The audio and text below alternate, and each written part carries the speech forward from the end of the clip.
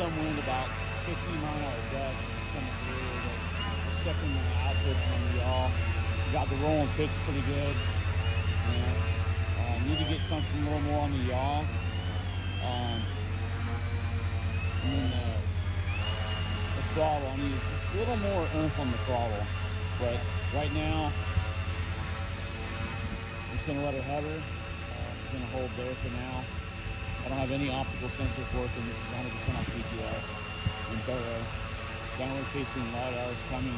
I've got it here, just haven't had time to hook it up. I get a little bit of baro, a little bit of hole, but it hasn't really learned a whole lot and has not been 100% tuned yet. So we're getting a little bit of altitude today. Not bad. I put a little bit more throttle input in it and hold it in place.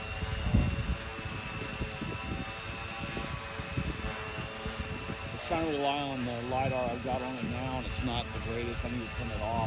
It's part of the problem with the altitude today. Just trying to get a fix through the LiDAR.